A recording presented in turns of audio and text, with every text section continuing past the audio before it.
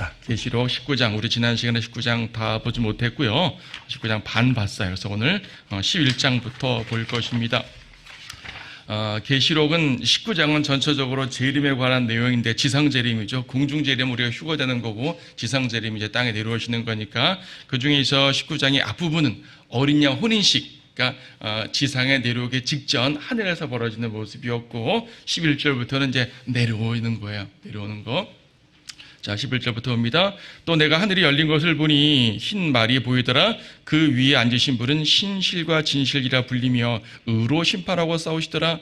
그의 눈은 불꽃 같고 머리에는 많은 왕관이 있는데 또 한 이름이 기록되어 있는데 그 자신 외에는 아무도 모르며 피에 적신 옷을 입었는데 그의 이름은 하나님의 말씀이라고 불리더라.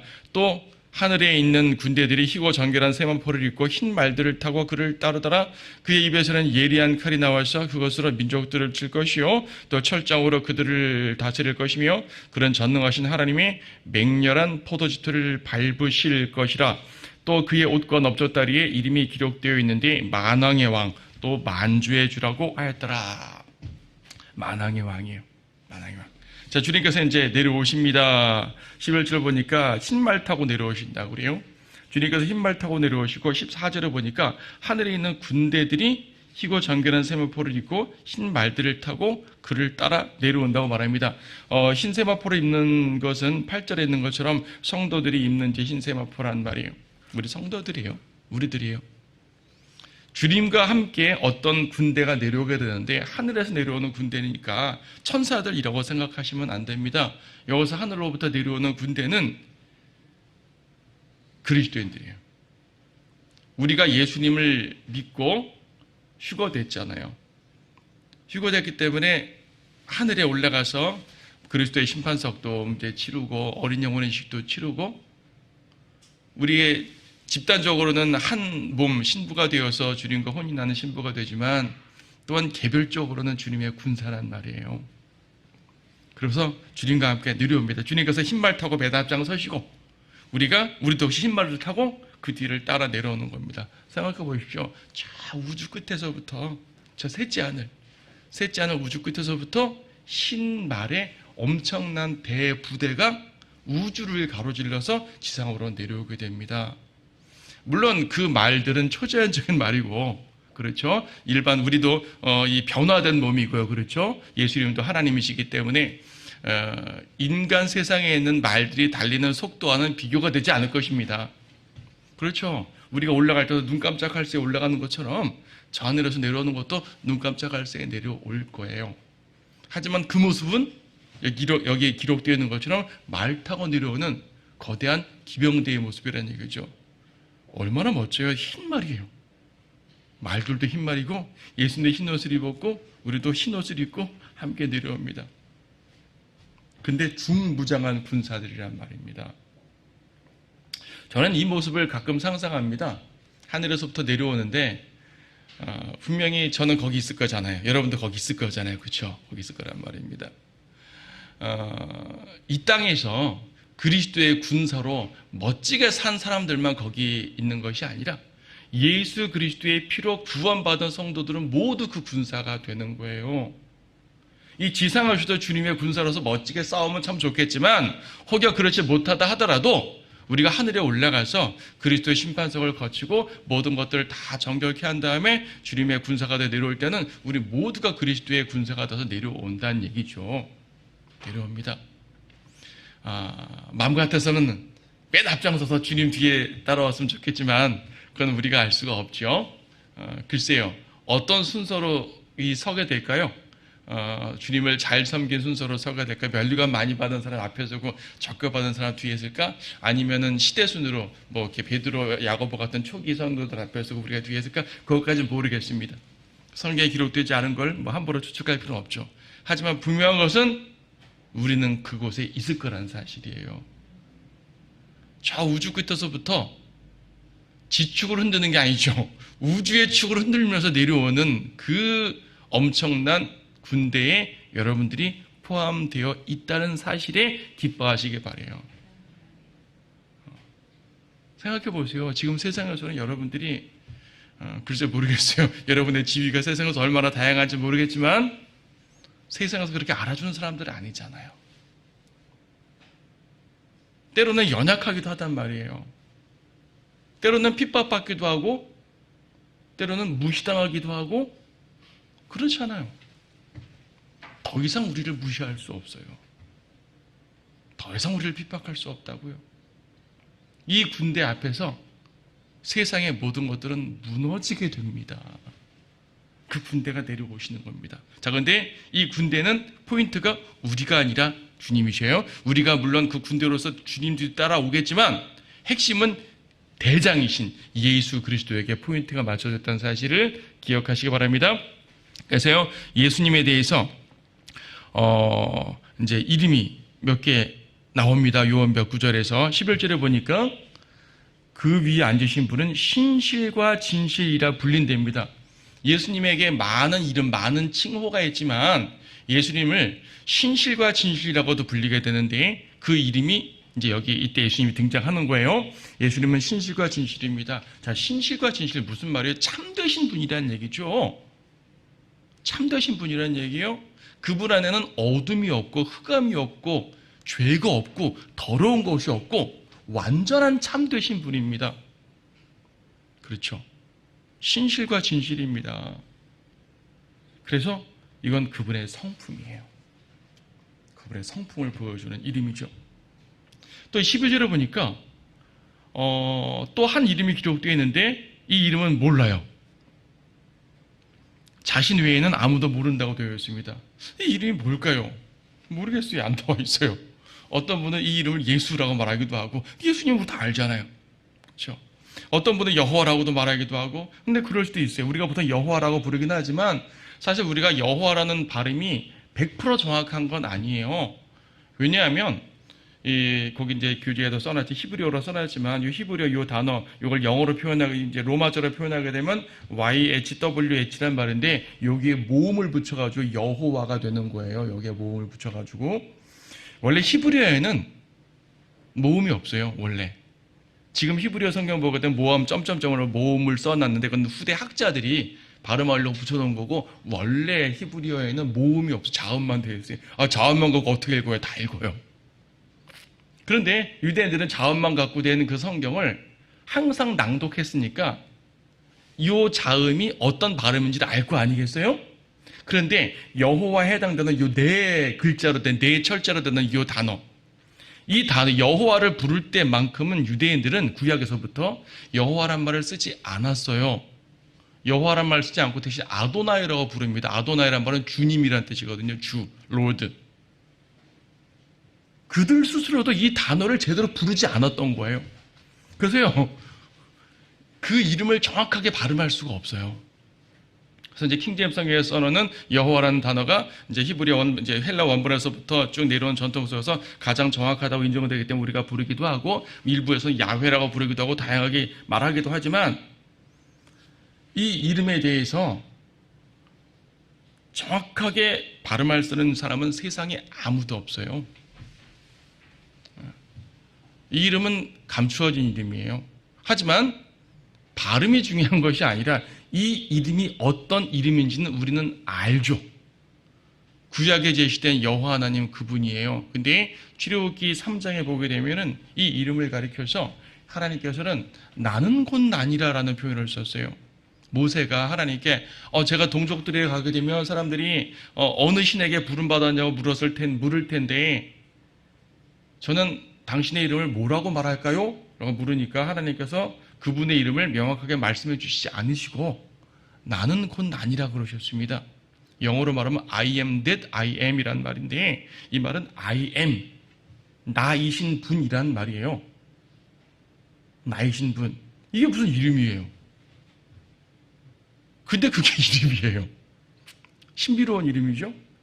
그래서 나이신 분이란 말은요, 그분의 존재 자체를 말하는 이름이기 때문에 많은 분들은 스스로 있는 자라는 식으로 번역을 했어요. 개혁성경도 그렇게 번역을 했고 많은 성경들이 그렇게 번역을 한 것 같아요. 그러니까 존재 자체이신 분이라는 의미이기 때문에 그렇게 말하는데 사실 거기에 한정되지는 않아요. 나이신 분 I am 이라는 말은 I am 뒤에 뭘 붙여도 되는 말입니다. 나는 뭐뭐다. 예수님께서는 요한복음에서 I am 뒤에 몇 가지를 붙여주셨어요. 나는 포도나무다. 나는 길이요 진리요 생명이다. 그렇죠. 나는 부활이요 생명이다. 나는 선한 목자다. 나는 양의 문이다. 나는 생명의 빵이다. 그렇게 제시해 주셨죠. 그러니까 그 뒤에 뭘 붙일 수도 있어요. 여러분에게 I am은 무엇입니까? 하나님께서 I am 뭐뭐 for you, 너를 위해 나는 뭐가 되겠다. 여러분에게 I am은 뭡니까? 어떤 분에게 힘이 되는 것이고요. 어떤 분에게는 용기가 되는 거고, 어떤 분에게는 위로가 되는 것이고, 하나님은 이스라엘에게 그 모든 것이었어요. I am이란 말은 all이에요, all. 우리에게 모든 것 되시는 주님이란 말입니다. 구약의 여호와 하나님은 바로 그런 분이에요. 어떤 사람들은 여호와 하나님을요, 그냥 어떤 절대자라는 신, 인간과 관계없이 저 멀리 있는 어떤 분, 이라고만 생각하거든요. 함부로 범접할 수 없는 어떤 절대자 신, 그렇죠? 물론 하나님은 함부로 범접할 수 없는 절대자이신 분은 맞지만 하나님은 한 번도 우리와 떨어져 계신 적이 없어요. 구약에서부터. 하나님은 그분의 백성과 한 번도 떨어져 계셔 본 적이 없다고요. 아담에게도 가까이 교제하셨죠. 물론 그들이 죄를 범함으로써 분리되게 되지만 아브라함에게도 가까이 다가가셨죠. 자기를 계시하셨죠. 모세에게 가까이 나아가셨죠. 이스라엘 백성에게 항상 함께 하셨죠. 신약에서도 임마누엘 우리와 함께 항상 하시죠.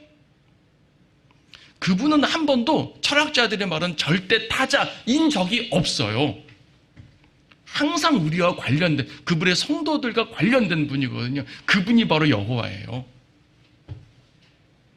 I am that I am이라고 말하는 I am, 나이신 분, 이라고 말하는 그분은 바로 성도들과 관련 있으신 분, 성도들과 함께 하시는 그 하나님이란 말이에요. 막강하시고 전능하신 하나님인데 그 전능성을 성도들을 위해 사용하시는 분이에요. 구약이나 신약이나. 그분이 혼자 나는 막강해, 너희들 전부 다 지옥 가, 이런 분이 아니란 얘기죠. 그 막강함으로 구원하시고 위로하시고 힘을 주시고 인도하시는 분이 바로 여호와 하나님이셔요.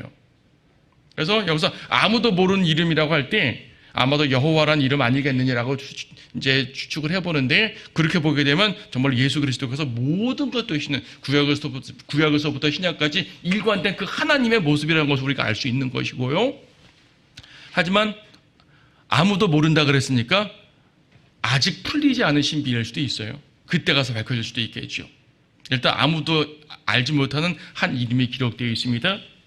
세 번째, 이때 등장하신 또 하나의 이름이 뭐냐면은 13절에 하나님의 말씀이라고 나오죠.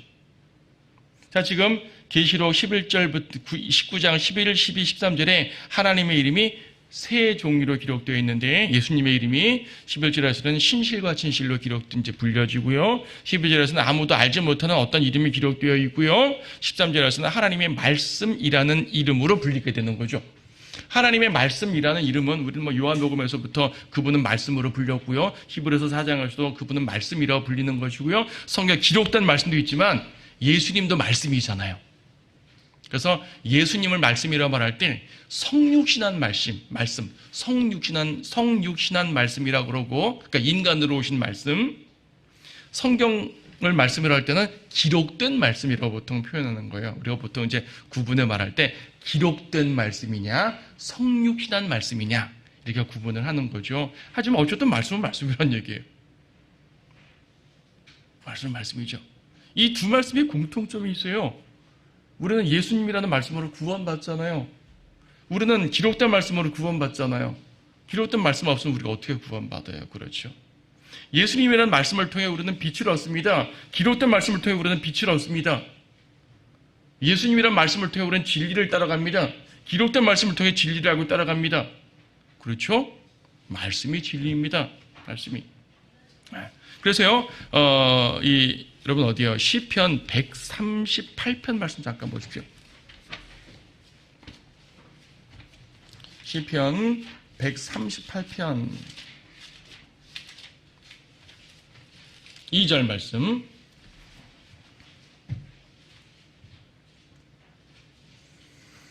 시편 138편 2절 보게 되면 이런 말씀이 있습니다. 내가 주의 거룩한 전을 향하여 경배하고 주의 자애하심과 주의 진리를 인하여 주의 이름을 찬양하리니, 이는 주께서 주의 말씀을 주의 모든 이름 위에 크게 하셨음이니이다. 주의 이름, 주의 모든 이름 위에. 주님의 이름은 꽤 많단 말이에요. 주님을 부르는 호칭은 꽤 많단 말이에요. 주님의 모든 이름 위에 무엇을 두셨어요? 말씀. 말씀이라는 이름이 다른 모든 이름 위에 세우신 이름이에요. 얼마나 위대해요. 그렇죠. 그러니까 우리가 하나님의 말씀을 정말 소중히 여겨야 된단 말입니다. 성경을 변개시키는 사람들은 정말 큰일 날 사람들이에요. 주님의 모든 이름보다 더 위대하게 세우신 그 말씀을 함부로 대하면 안 되죠. 성경 변개자들만 문제입니까? 바른 성경을 본다고 하더라도 이 말씀을 지키지 않고 무시하고 말씀을 따르지 않고 순종하지 않으면 똑같은 거예요. 그렇잖아요. 말씀을 우리가 따라가야 됩니다. 근데 그 말씀이신 분께서 이제 직접적으로 재림을 하시는 거예요. 하나님의 말씀이라 불리는 그분이 말씀이라고 불리는 이유 중에 하나는 또 15절에서 그의 입에서 예리한 칼이 나온다 그랬습니다. 이 칼로서 이제 죄인들을 멸하시는 겁니다. 근데 이 말씀을 또 칼이라 그러잖아요. 에베소서 6장에 보게 되면 하나님의 전신 갑옷 중에서 말씀을 칼, 성령의 칼이라고 말합니다. 하나님의 말씀이 칼이에요. 그래서 예수님께서는 초림 때도 마귀가 시험할 때 말씀으로 물리치셨죠. 우리도 마귀와 싸울 때 그렇죠? 말씀으로 물리치는 거죠. 영적 전쟁을 할 때. 주님께서 재림하실 때도 말씀의 칼로 물리치는 거죠. 그분이 심판하실 때도 그분의 말씀으로써 죄인들을 이제 심판하시는 거예요. 하나님께서는 말씀을 너무너무 소중히 여기세요. 그래서 처음부터 하나님은 인간과 언어로 소통을 했잖아요. 왜 인간만이 언어가 있을까요? 왜 동물들은 언어가 없을까요? 물론 동물들도 나름대로의 소통은 할 거예요. 그렇죠? 동물들도 나름대로 소통도 하고 우리 애완동물하고 사람들 소통도 하지만 그것을 언어라고 말하지는 않죠. 언어라는 것은 모든 사상과 사고들을 구체적으로 표현할 수 있는 게 언어예요. 단순하게 해가지고 이제 의사소통하는 그게 언어가 아니라는 얘기죠. 바디랭귀지는 언어가 아닙니다. 꼭 필요한 소통만 하는 거죠. 나의 모든 복잡한 사고를 구체적으로 표현해낼 수 있는 게 언어인데 하나님은 인간에게만 언어를 주셨어요. 그 언어가 뭐예요? 워드잖아요. 워드가 바로 말씀이라고요. 그래서 하나님께서는 이 말씀으로 처음부터 인간을 말씀으로써 역사하신 거예요. 아담에게도 말씀하셨고 모세부터는 기록을 시키셨고 그렇죠. 여러분이 그래서 이 말씀을 볼 때 여러분들은 하나님께서 직접 내 앞에 나타나 말하는 것과 똑같이 봐야 됩니다. 여러분이 성경을 읽을 때 그냥 읽는 거고 주님이 직접 나에게 나타나 말씀하시면 얼마나 좋을까? 그런 거 없어요. 똑같은 거예요. 주님이 직접 나에게 환상을 주게 나타나서 뭔가를 말씀하신다 하더라도 이 말씀을 뛰어넘을 수가 없어요. 왜냐하면 주님께서 이 말씀에 모든 걸 기록해 놓으셨기 때문에.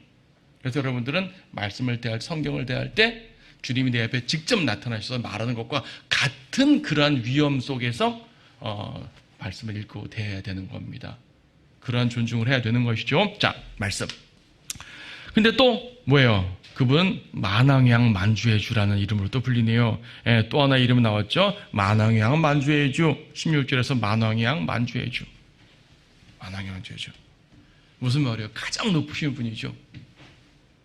이 세상에 수많은 군주들, 왕들, 제왕들, 자기들이 제일 높대요. 하지만 예수 그리스도 앞에서는 그들도 종일 뿐이에요. 세상의 왕들이 구원받은 왕들이 있다면 그 왕은 나는 왕이지만 진짜 왕은 예수님입니다라고 고백을 하겠죠. 근데 구원받지 않은 왕들은 자기가 왕이라고 우쭐대다가 멸망하겠죠. 진정한 왕 앞에서. 자, 그분은 만왕양입니다. 만왕양. 모든 왕들의 왕이라는 말이고 모든 주들의 주입니다. 세상의 주라고 주인이라고 불리는 모든 존재들보다 더 높으신 분. 그래서 구약에서는 이러한 표현을 지극히 높으신 하나님이라는 표현을 썼어요. 지극히 높다. 그렇죠? 세상의 높은 존재들 중에 가장 높으신 분. 신들 중에 신이라는 표현도 쓰죠. 가장 높으신 분입니다. 신들 중에 하나님. 그러니까 가장 높으신 분이라는 말이고요. 말씀도 가장 높으신 이름이고 만왕왕 만주의 주도 가장 높으신 분이란 말입니다. 이 모든 이름이 누구에게 붙어요? 예수님께. 그것도 재림하시는 예수님께 붙습니다. 재림하시는 예수님께 붙는 그 이름. 그분이 내려오셔서 무엇 하십니까? 심판을 하십니다. 15절에 있는 것처럼 예리한 칼이 나와서 민족들을 치신다고 말씀하시고 철장으로 그들을 다스린다 그래요. 철장이라는 말은 쉽게 말해 쇠 막대기란 말이에요. 쇠몽둥이로 죄인들을 완전히 제압하신다는 말입니다. 전능하신 하나님이 맹렬한 진노의 포도즙틀을 밟으실 것이라. 진노의 포도즙틀을 밟는다는 말이 16장부터 종종 나왔어요. 죄인들에 대한 심판을 말할 때 진노의 포도즙틀에 대해서 자주 말씀드렸습니다. 주님께서 아마겟돈 전쟁에서 그들을 무너뜨리고 그들을 짓밟으실 때 그 모든 피가 말고비에 찰 정도로 찰랑찰랑하고 거의 300-400km 정도의 긴 피의 강이 흐른다고 말하니까 엄청나죠. 저기 어디에 그 열왕기상 18장 보게 되면 엘리야가 칼멜산에서 바알 선지자 450명을 죽이잖아요. 칼멜산에서 승리한 다음에 바알 선지자들 다 죽이는데 칼멜산 위에서 보게 되면 조그만 시내가 흐릅니다. 그걸 이제 구약성경엔 키손 시내라고 말하는데 그 키손 시내가 450명의 피로 말미암아 피의 강이 되었어요. 당시에. 이건 하나의 상징이죠. 칼멜산이라는 곳은 아마겟돈 맞은편에 있는 산이에요. 칼멜산에서 키손 시내를 건너서 보게 되면 넓은 평원이 펼쳐지는데 거기가 바로 아마겟돈이에요. 무기또 평원이라고 말하는 그곳이거든요. 그래서 이제 그 키손 시내가 흘러가지고 이제 요단강 쪽으로 이제 협곡이 되어 있기 때문에 흘러가지고 들어가가지고 요단강을 따라 쭉 내려오는데 450명의 피 정도야 금방 사라지겠죠. 근데 2억의 군대라면 말이 달라지겠죠. 아마겟돈 전쟁에 그 엄청난 온 세상의 군대, 자, 그 모습이 펼쳐질 것입니다. 17절부터 보겠습니다. 또 내가 보니 한 천사가 해에 서 있는데 그가 큰 음성으로 외쳐 하늘 한가운데로 날아가는 모든 새들에게 말하기를 와서 위대하신 하나님의 만찬에 다 함께 모여 왕들의 살과 최고 대장들의 살과 용사들의 살과 말들과 그 위에 탄 자들의 살과 자유인이나 종이나 작은 자나 큰 자나 할 것 없이 모든 자의 살을 먹으라고 하니라. 또 내가 보니 그 짐승과 땅의 왕들과 그들의 군대가 그 말 탄 분과 그의 군대에 대적하여 전쟁을 하려고 다 함께 모였더라. 이게 아마겟돈 전쟁이죠. 그러나 그 짐승이 잡히고 짐승 앞에서 기적들을 행하던 거짓 선지자도 그와 함께 잡혔으니 그는 짐승과 더불어 그 짐승의 표를 받은 자들과 그의 형상에 경배한 자들을 속이던 자라. 이 둘이 유황으로 불타오르는 불못에 산채로 던져지더라. 그리고 그 남은 자들은 말 위에 앉으신 분의 칼, 즉 그의 입에서 나오는 칼로 살아되니 모든 새들이 그들의 살로 배를 채우더라. 온 세상이 멸망되는 장면입니다. 만왕의 왕이신 그분 앞에 누가 감히 고개를 드냔 말이에요. 히틀러도 나폴레옹도 뭐 로마의 카이사도 그렇죠. 그 어떤 독재자도 감히 설 수가 없어요. 영국 여왕도 설 수가 없습니다. 아무도 예수 그리스도 만왕의 왕이신 예수 그리스도 앞에서 무릎을 꿇을 수밖에 없어요. 시편 2편에 보게 되면 그 아들에게 입 맞추라 그렇지 않으면 멸망할 것이라 말합니다. 입 맞추란 말은 경배하란 말이에요. 그러니까 자기의 왕관을 벗어버리고 그분 앞에 고개를 숙이고 인정하는 분은 살 것이요 그렇지 못한 자들은 멸망합니다. 지금 그렇게 해야 됩니다. 꼭 왕이 아니라 어떤 존재라 하더라도 자기의 모든 권위와 자기의 높음을 내려놓고 예수 그리스도를 받아들여야 돼요. 예수님을 영접해야 돼요. 그러면 그 만왕의 왕의 군사들이 되는 겁니다. 그렇지 않으면 그 만왕의 왕 앞에서 심판을 받게 되는 거죠. 이 심판은요, 백보단 심판, 최후의 심판도 있지만 여기서 말하는 것은 일단 주님께서 이 땅에 내려오셔서 악인들을 멸절시키는 그 심판입니다. 하나하나 심판대에 세우는 심판이 아니라 그들을 멸망시키는 심판이라는 얘기죠. 특히 적그리스도가 땅의 모든 군대들을 모아서 전쟁하려고 19절에 왔다고 말하지 않습니까? 근데 그 모든 이 군사들을 이 하늘에서 내려오시는 그 대부대가 짓밟을 거 아니겠어요? 그래서 진노의 포도주틀을 밟는 것 같은 표현을 썼지 않습니까? 그 모든 사람들이 죽으니까 하나님께서는 잔치를 마련하시네요. 잔치. 17절에서 새들에게 잔치를 마련하십니다. 여기서 만찬이라 그러니까 하늘에서 어린 양 혼인식을 했고 이 땅에서 만찬 혼인잔치하러 내려오시는 그걸 말하는 건가? 그 만찬을 말하는 것이 아니죠. 혼인잔치, 혼인 이런 것은 기쁜 만찬이잖아요. 이건 그런 기쁜 개념의 만찬이 아니라 무서운 만찬입니다. 우리에게 제공하시는 만찬이 아니라 새들에게 제공하는 만찬이에요. 새들에게 제공하는 만찬이라는 사실은 시체란 얘기죠. 시체란 얘기입니다. 다 죽인다는 얘기입니다.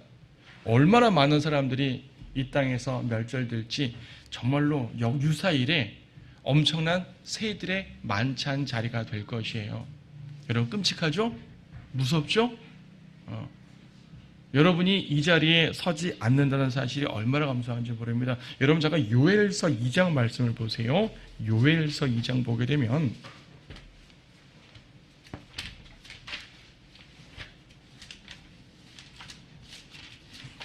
호세아 되면 요엘. 요엘서 2장에 보게 되면 2장 11절 주께서 그의 군대 앞에서 그의 음성을 발하시리니 이는 그의 진영이 매우 크고 그의 말씀을 실행하는 분은 강하심이라. 주의 날이 위대하고 힘이 두려우니 누가 그것을 견뎌낼 수 있으리요. 주의 날에 그분의 군대가 있어요. 이 군대를 요엘서 2장 1절부터 10절까지 주의 군대를 쫙 기록해 놨어요. 이 주의 군대가 어떤 모습으로 내려오는지 2절부터 보세요. 후감과 암양의 날, 구름과 짙은 어두움의 날이 산들 위에 펼쳐진 아침 같으니 많고 강한 사람들이라. 많고 강한 사람들이 내려옵니다. 3절 불이 그들 앞에서 삼키며 그들 뒤에서는 화염이 불타란도다. 그 땅은 그들 앞에서는 에덴의 동산 같으나 그들 뒤에는 황량한 광야 같으니 심판으로 내려오는 엄청난 군대가 있습니다. 4절 그들의 모양은 말들의 모양 같고 그들은 마치 기병들같이 달리리로다. 그들이 뛰는 것은 산꼭대기들에 있는 병거들의 소리 같고 구루터기를 삼키는 불꽃 소리와 같으며 전율에 배치된 강한 백성 같으리라. 그들의 얼굴 앞에서 백성은 심하게 아픔을 당할 것이며 모든 얼굴들은 새까맣게 되리니 그들은 용사들같이 달릴 것이며 그들은 전사들같이 성벽을 기어오를 것이요 그들은 각각 자기들의 길로 행군할 것이나 그들은 그 대열을 흩트리지 아니하리라. 한 사람이 다른 사람을 밀치지도 않을 것이며 그들은 각각 자기 길로 걸으리라. 그들은 칼 위에 쓰러져도 상처를 입지 아니하리라. 하늘에서 내려오는 군대의 모습을 상징적으로 보여주고 있습니다. 10절 땅이 그들 앞에서 흔들리며 하늘들이 떨고 해와 달이 어두워지며 별들이 그들의 빛을 거두리라. 심판하러 내려오는 군대예요. 심판하러 내려오는 군대. 자, 보면은요, 우리가 19장 앞에 보게 되면 할렐루야가 나오잖아요. 지난주에 봤죠. 할렐루야 4번 나왔습니다. 주님의 승리를 찬양하는 것이 할렐루야라고 그랬습니다. 자, 우리가 지금 16절, 15절도 봤지만, 예수님께서 맨 앞에 달려오시고, 우리가 그 뒤에 쭉 따라 내려오는데, 실제로 원수를 멸하는 분은 누구예요? 예수님이에요? 우리가 아니에요? 엄청난 대부대가 주님을 따라 내려오겠지만 실제적으로 멸하는 그분은 우리가 아니라 예수님이에요. 그럼 우리는 뭐예요? 뒤따라오면서 환호하는 거예요. 환호하고 그 잔로자들을 짓밟고 말 타고 짓밟고 지나가는 거죠. 약간 잔인한 모습일 수도 있지만 악인에 대한 최후의 심판이라고 생각하시면 되는 거예요. 여러분들은 지금 여러분들을 괴롭히는 어떤 악인들에 대해서 복수하지 마세요. 그 복수는 이때 이루어질 것입니다. 세상 자체에 대한 복수가 되겠죠. 주님께서 이루시는 모든 역사 앞에서 환호하고 찬양합니다. 여러분 이사야서 63장 말씀 한 번 더 보세요. 이사야 63장 말씀.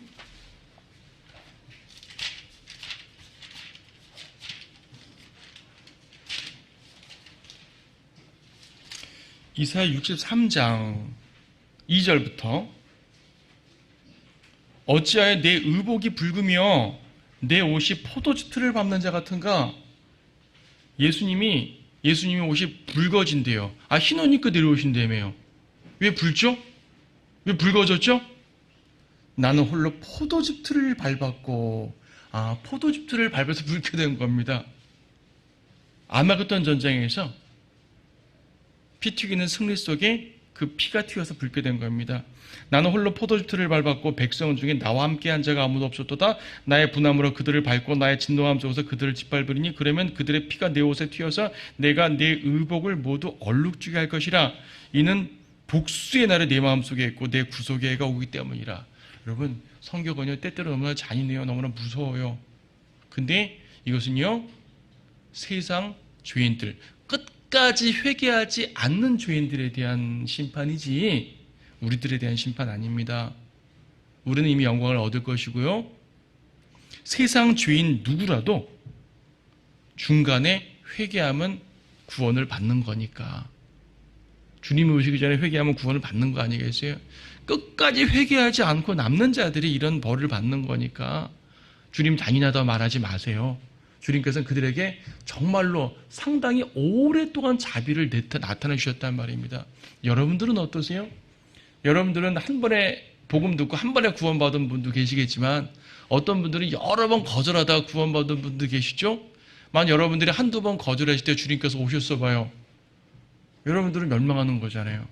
그러니까 주님께서 참아주셨잖아요. 주님께서는 참아주시고 몇 번 후가 참아주셔서 구원할까지 기다려주셨습니다. 그러니까 이러한 잔인한 모습을 잔인하다 말씀하면 안 돼요. 주님의 모든 자비를 거절한 자들에게 주시는 심판이거든요. 그래서 우리가 금방 63장 3절도 읽었지만 나는 홀로 포도즙 틀을 밟았대요. 왜 홀로예요? 수많은 하늘의 군대가 내려오는데 왜 홀로냐고요? 살육을 이루시는 분은 주님 혼자 하시는 분이에요. 여러분, 여리코성 전투 생각하면 돼요. 여리코성 전투 기억하시죠? 백성들은 뭐 했어요? 칼날 휘둘렀습니까? 아니요. 빙빙 돌았어요. 그냥 여리코성을. 그렇죠? 여리코성을 빙빙 도는 것밖에 없어요. 마지막 날 나팔도 불르고 소리는 질렀죠? 한 게 없어요. 그런데 주님께서 무너뜨렸잖아요. 그리고 성읍에 남은 잔류자들만 백성들이 가서 쳤어요. 기드온 300용사는 또 어떻고요? 기드온 300용사. 300명 용사가 가서 친 게 아닙니다. 300용사 나팔 불고 항아리가 두고 횃불 두고 나가니까 미디안 사람들이 자기들끼리 죽인 거예요. 이스라엘 백성들은 나머지 도망자들만 쫓아가 죽인 거죠. 바로 이와 같은 것이 아마겟돈 전쟁의 모습입니다. 주님께서 하시는 거예요. 구원도 주님이 하셨고, 그렇죠? 심판도 주님이 하시고, 다만 우리는 뭐예요? 주님의 구속사역에 동참하여서 복음을 전하는 일은 하죠. 하지만 구원은 주님이 하셨죠. 재림 때 악인을 멸망하는 것도 주님이 하시는 거죠. 우리는 뭐예요? 주님을 환호하고 찬양하고 따라다니면서 그 이제 대열을 다니면서 이제 그 짓밟는 것이고, 결과적으로 주님이 하시는 겁니다. 구원도 주님이 하시고 심판도 주님이 하시고 주님 홀로 하십니다. 그분이 여러분 만왕의 왕인데 바로 여러분의 하나님이라는 사실이에요. 그래서 이제 그때 뭐 세상 죄인들도 멸망하지만 결과적으로 짐승 적그리스도를 멸하는 거죠. 20절 21절에는 것처럼 짐승 적그리스도와 적그리스도 앞에서 세상을 미혹하던 그 누구예요? 거짓 선지자, 이들을 같이 이제 산처럼 불못에 던져버립니다. 불못에 던져요. 이 불못에는 이제 20장 뒤에 보게 되면 용도 이 불못에 들어가게 돼서 다 들어가는데, 어쨌든 주님의 재림 때에 거짓 선지자와 적그리스도는 완전히 멸하게 됩니다. 그리고 세상 모든 새들이 모여서, 세상 모든 새는 아니고 이제 많은 새들이 모여서 만천할 정도로 주님께서 심판을 베푸시는 거죠. 그러니까요, 계시록의 모든 역사의 결론은 뭡니까? 그리스도의 승리예요. 자, 우리가 지금 18장, 19장, 20장 쭉 보게 될 텐데, 이제 무서운 환란 얘기는 이미 끝났잖아요. 다 기억 안 날 거예요. 무서운 환란 얘기, 적그리스도 짐승의 표, 무섭다. 다 기억 안 날 거예요. 이미 승리에 접어든 모습이거든요. 그 적그리스도의 끔찍한 통치가 아무리 힘들다 하더라도 결론적으로는 승리입니다. 이 세상, 여러분의 인생 모든 세상 삶이 힘들고 어렵고 마귀와 세상이 여러분들을 괴롭힌다 할지라도 결론은 주님의 승리입니다. 우리 주님은 승리자셔요. 그래서 우리는 주님을 따라갈 수가 있는 것입니다. 그 주님께서 오늘도 여러분에게 따라오라 말씀하십니다. 우리는 그분께 경배드리면서 그분께 헌신할 준비를 하셔야겠습니다.